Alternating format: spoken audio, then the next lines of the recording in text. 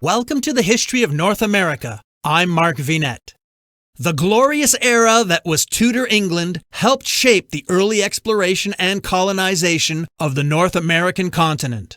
Join me as we continue a deep dive into Tudor England and its great transatlantic explorers. As the Tudors prepare to explore and settle in America, the battle rages on to determine if the colonization will be done under the Catholic or Protestant banner. On a recent fact-finding trip to southern England, I went in search of Queen Elizabeth I, with the intent to deepen my knowledge about the Elizabethan era and learn as much as I could about the circumstances of the Queen's death and the details of her obsequies. Gloriana had illuminated an era for which she gave it her name. A grand ceremony was about to begin. Her Majesty was dressed for the occasion and coiffed in style. Good Queen Bess always dominated special occasions, and today would be no exception. Her subjects would pay her homage, as they should. Although Regina's monarch and sovereign official portraits had not changed in decades, propagating intemporal youth and vigor throughout her realm, today her mask would be removed, finally exposing her true visage.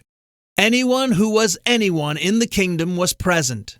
The monarch's favorite seamstress remained close by, at her post, assuring her anointed sovereign's costume was impeccable. The Virgin Queen was ready. She lay still, dignified, royal, arms to either side, reposed in regal attire, attended by her ladies-in-waiting, ready for one last opulent public appearance, her funeral. I ate my traditional full English breakfast in silence, sometimes called a fry-up. It consists of fried eggs, sausages, back bacon, tomatoes, mushrooms, fried bread, and a slice of black pudding, similar to bloodwurst.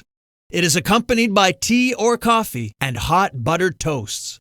I charged the meal to my room account and ceremoniously addressed my waitress with a pinch of light-hearted drama as I struck an Elizabethan actor's pose and said with my best British accent, which I shan't reproduce for you here, "Well, my dear lady, it's time to walk the hallowed interior of the Anglosphere's most revered location, Westminster Abbey." I walked across Parliament Square towards the Abbey, negotiating the oncoming ballet of pedestrian traffic with an awkward stride. In quick time, I approached the grand structure, viewing the splendor of the ancient edifice with a collective spirit of awe, reverence, and excitement. Westminster Abbey is a large twin-towered Gothic church with a vast interior. Founded over a millennium ago, it is one of the United Kingdom's most notable religious buildings and the traditional place of coronation and burial site for English and, later, British monarchs. Many royal marriages and national commemorative events have also been held within its walls. Nearing the front entrance, I politely pushed forward through the queue of tourists towards the ticket booth and gave my name. The attendant opened a side drawer and handed me an envelope. I retrieved its contents, a laminated clip-on badge written, "Guest Privilege." Solemn religious organ music fell into my ears as I entered, a reminder to all visitors that the sanctuary was prima facie an active church, not a museum.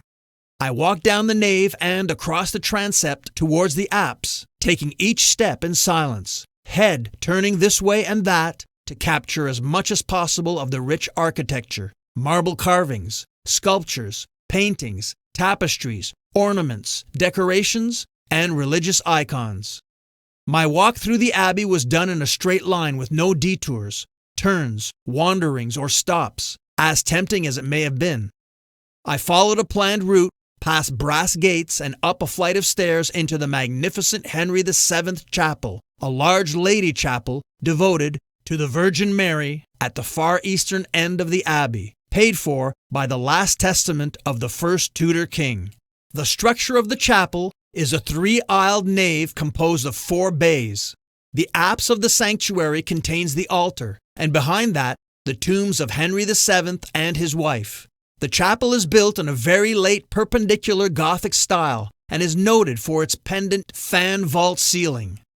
The tombs of several other monarchs, including Edward VI, Elizabeth I, Mary I, James I, Charles II, and Mary, Queen of Scots, are found in the chapel. The chapel has also been the mother church of the Order of the Bath since 1725, and the member banners hang above wooden stalls. There are also 5 small apsidal chapels. I stopped in the center of the chapel and took it all in. Elizabeth's grandfather, Henry Tudor, rebuilt this chapel in 1502 and dedicated it to the Mother of Jesus. It is considered a Marian chapel. In the 1200s, a movement towards devotion to Mary inspired the buildings of chapels in her honor across Europe. This chapel was part of that trend. In addition to venerating the Virgin Mary, Henry also wanted a royal mausoleum for him, his family, and his heirs at an important religious site that would enhance his legitimacy as king and propagate his legacy. It was a good place to remind myself that Henry VII was considered by many a usurper of the throne, causing him to constantly defend, promote, and solidify his tenuous claim to the crown.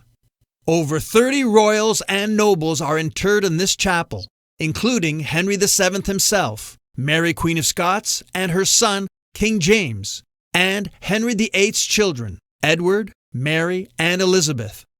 I suddenly felt a bit uneasy, being a touch claustrophobic and not comfortable in enclosed crypts. Ever since childhood, I was nervy with the thought of being encased in a container for eternity. My mind turned to the one celebrated Tudor monarch not present in this chapel, Henry VIII, who was interred at Windsor Castle. He had planned a massive tomb monument for himself and his third wife, Jane Seymour, but it was never built.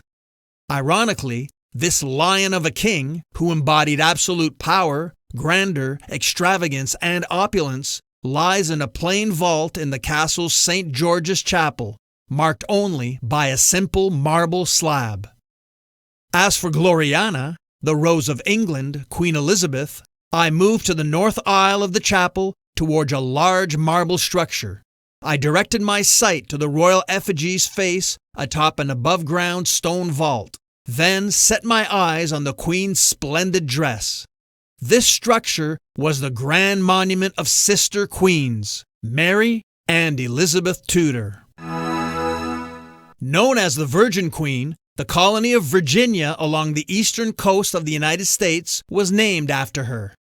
In 1607, the London Company established the colony of Virginia as the first permanent English colony in the New World. Virginia's state nickname, the Old Dominion, is a reference to this status. As one of the original 13 colonies during the American Revolution, it became part of the United States in 1776. During the American Civil War, Virginia was split when the state government in Richmond joined the Confederacy, but many of the state's northwestern counties wanted to remain with the Union, helping form the state of West Virginia in 1863. Virginia, officially known today as the Commonwealth of Virginia, is a state in the mid-Atlantic and southeastern regions of the USA, between the Atlantic coast and the Appalachian Mountains. The geography and climate of the Commonwealth are shaped by the Blue Ridge Mountains and the Chesapeake Bay, which provide habitat for much of its flora and fauna. The capital of the Commonwealth is Richmond, and Virginia Beach is the most populous city. Next time, I conclude recounting my excursion to southern England in search of the Tudors and Queen Elizabeth. I'm Mark Vinette, and I hope you're enjoying the ride.